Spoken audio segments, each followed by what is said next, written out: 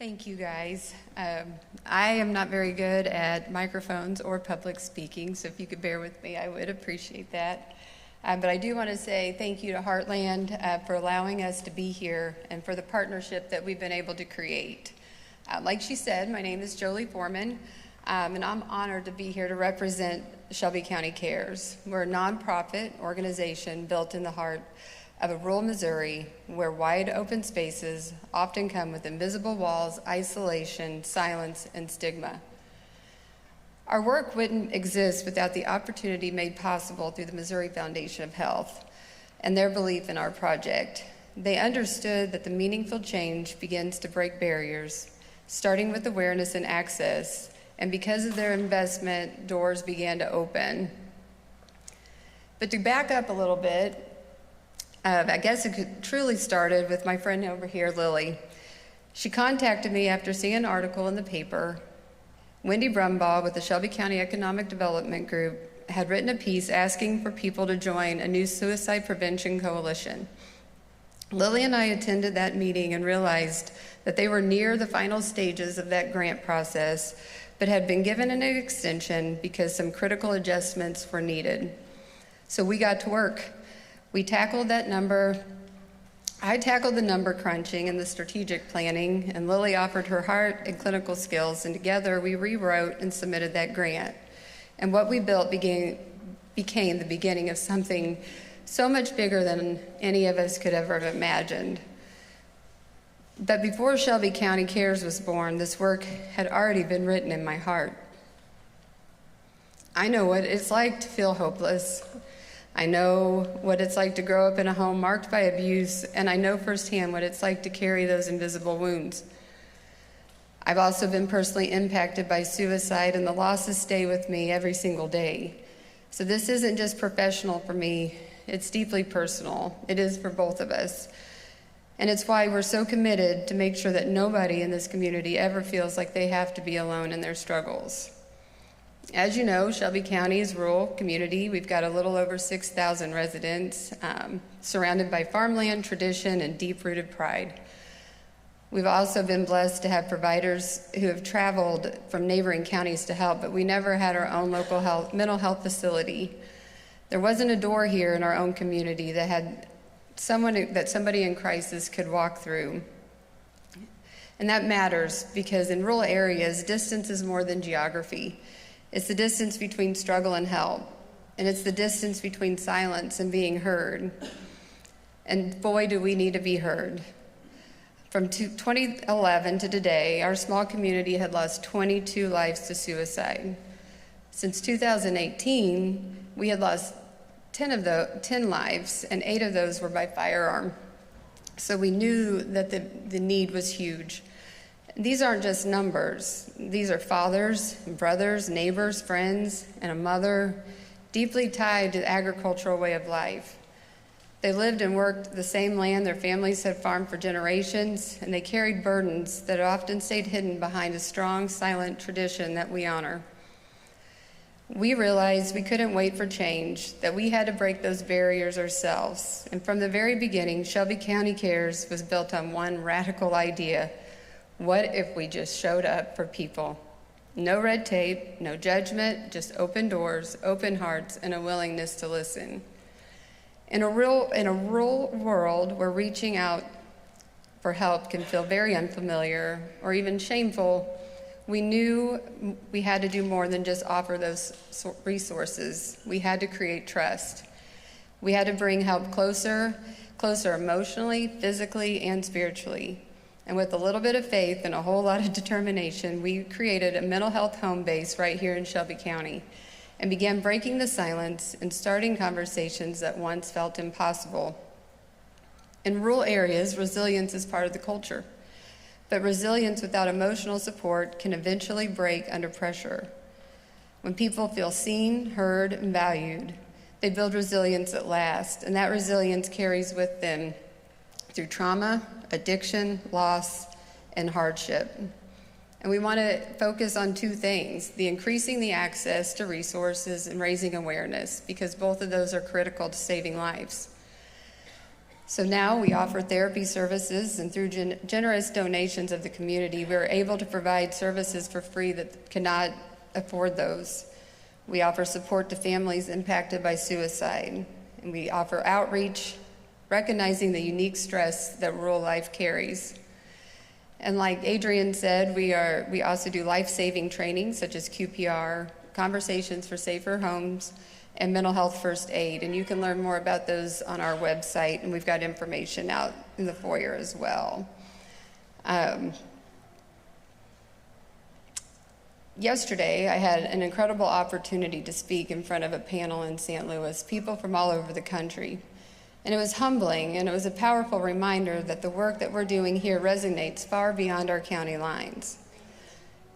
All we've ever really wanted to do is just create positive change, to find purpose in these painful situations and the painful experiences that I faced in my own life, to break down some of those barriers that come from living in a rural community so people don't have to carry that baggage alone like I did, and just to leave this place a little bit better than we found it.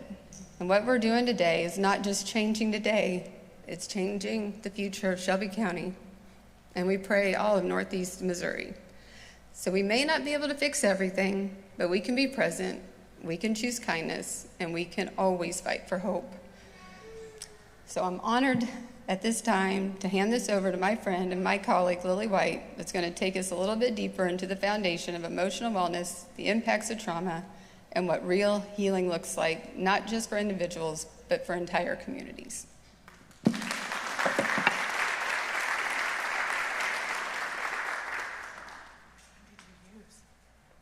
Is it the yellow one or the red one?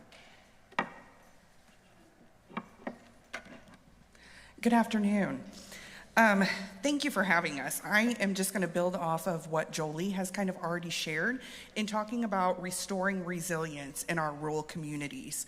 I'm going to touch lightly on trauma, healing, and the foundations of well-being. I specialize, as mentioned previously, in the area of suicide prevention, trauma, and EMDR in rural ag communities. But what we want to start with is defining what is quality of life and what is well-being. Most typically, we understand that it's more than physical health. We include emotional, psychological, and social well-being. We look at being in a situation where we as individuals feel that we're rooted in a purpose, that we have stability, and that we're able to manage life's challenges. And we know that we're faced with life's challenges every day. Living in rural areas, we talk about quality of life, how we're impacted by outside external factors that impact not only our own well-being, but the quality of life around us. In rural areas, quality of life is most often shaped by community ties, generational legacy, and access to care. One of the big pointers that Jolie had made is we grew Shelby County Cares because there was a need for access to resources in our rural community to address the needs and the problematic issues that we were witnessing. Some of the barriers that we wanted to address by opening our facility is providing access and eliminating isolation to services for residents in our community. We found that, as in most rural areas, limited behavioral health resources are available. People travel long distances. They have wait lists for weeks and months. And that also, one of the big barriers is just the negative stigma surrounding conversations about substance use, about suicide, and about mental health. Some of the economic pressures that we find in rural communities are vastly different from our urban areas. In regards to agricultural communities, the stress of farming, unpredictable markets, and weather-related loss. We live in a small rural community, but Jolie and I also are married to farmers. We both married into Century Farm families where these men are farming generational properties. Stigma runs deep, values run deep, and so do the roots.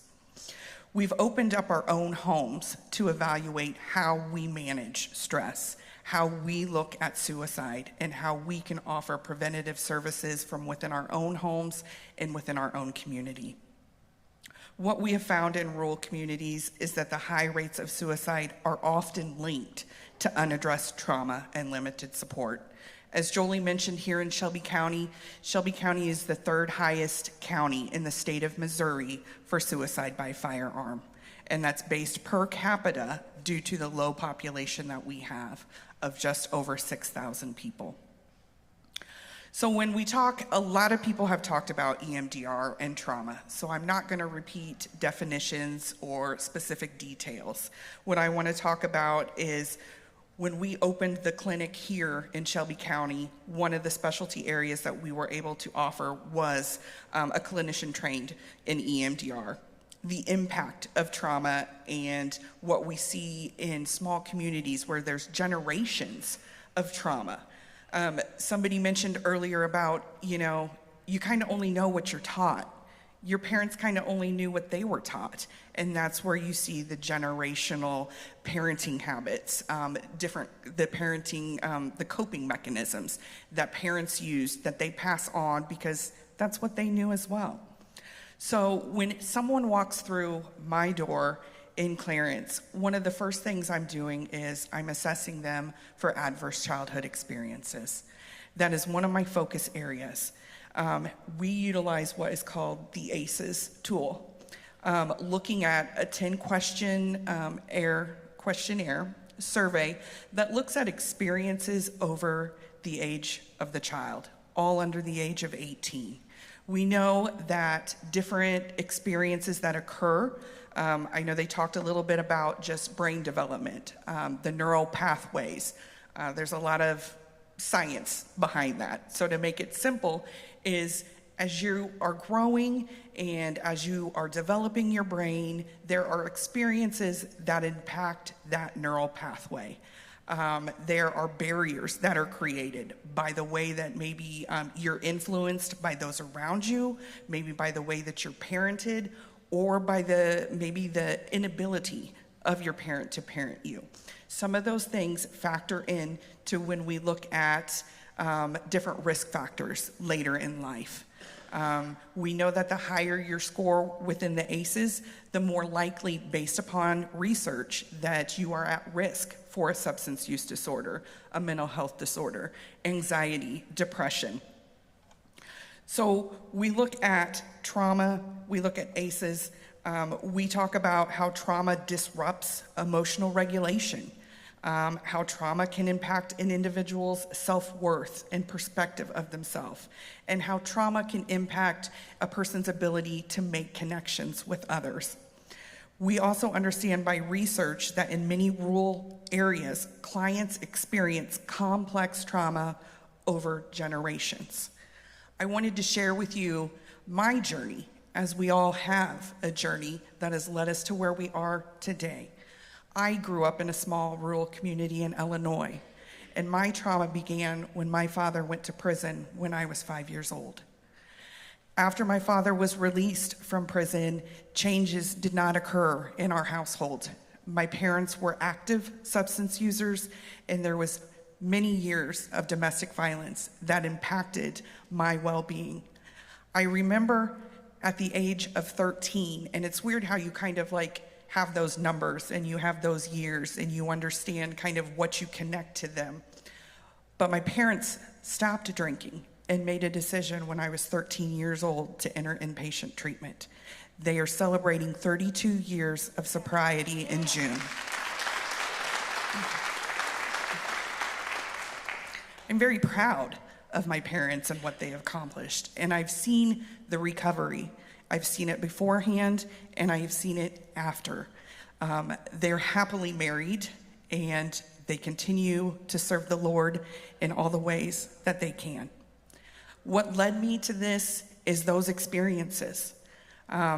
Like I mentioned, my parents entered rehab or inpatient treatment when I was 13. When I started college, I knew that I wanted to go into the field of social work. I knew that because in those times, we'll say the 80s, I won't give you a definite year, but in those times, neighbors kind of stuck to themselves. There weren't a lot of services in rural areas, and you kind of minded your own business. There wasn't a lot of service providers or anybody reaching out to check on the condition of our home or to check on the well-being of my sister or I. I wanted to be that person or that resource for other individuals. So I entered college knowing that I was going to be a social worker. My last year as an undergrad, I always said, we've talked about the different services here in the communities, and we talked about the Children's Division. And I always thought, I would never take a position with the Department of Children and Services. And what did I do? I spent over 10 years working within the Department of Children and Family Services. I worked with many abused and neglected children based upon my own lived experience and my education, knowing that I wanted to be an additional resource to them and showing them and their parents that I've seen the recovery process. I've seen people be successful, that things get tough, things get hard, but there are options and there are decisions, and it's available to everybody who wants it. After I decided to leave the department, I transitioned to the Department of Veterans Affairs. And the sole reason I transferred to the VA was to study trauma and to study PTSD. At that point, I got my clinical license. I became a licensed provider in the state of Illinois. Even though I had married already into Missouri, most of my career has been done in the state of Illinois. Jolie mentioned it was only around the time of COVID and when this opportunity for a suicide prevention program, did I move all of my services over here to Missouri, and we opened a facility, and we really kind of dug into the needs and the gaps in rural communities and how we could partner with other agencies and organizations to fill those services and those gaps. So we began to take a public health approach to trauma, to suicide prevention. We understood that, community-embedded solutions are very important to individuals. Community ties, community connections, the openness and willingness to work with others around you. We worked on reducing stigma, increasing access, and providing trauma-informed care. Rural communities need responsive models that reflect lived realities, and we've spent many months and many hours researching evidence-based practices that focus on rural communities, interventions, and addressing needs and gaps. In our adventure in restoring rural resilience, we focused on one of the therapeutic interventions that I do provide is the EMDR, helping clients reprocess trauma and find relief from PTSD symptoms and other forms of adverse childhood experiences. It is an evidence-based and effective improving emotional regulation and well-being.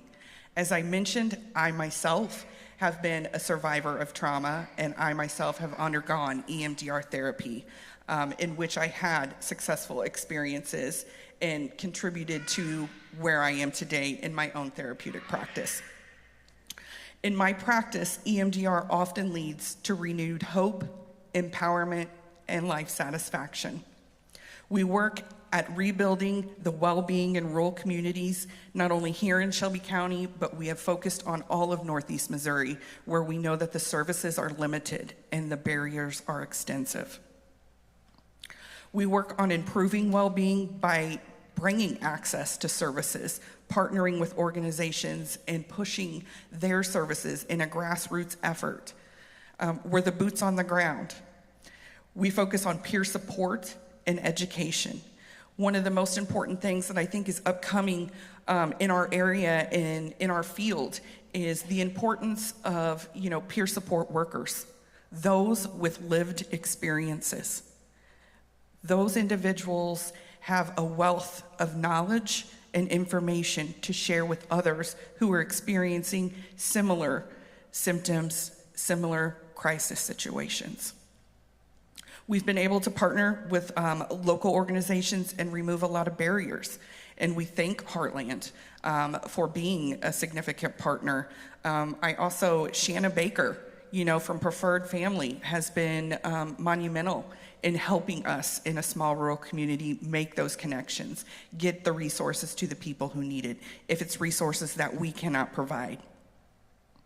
My work brings trauma treatment and suicide prevention to the people who need it most, where they are in a rural community.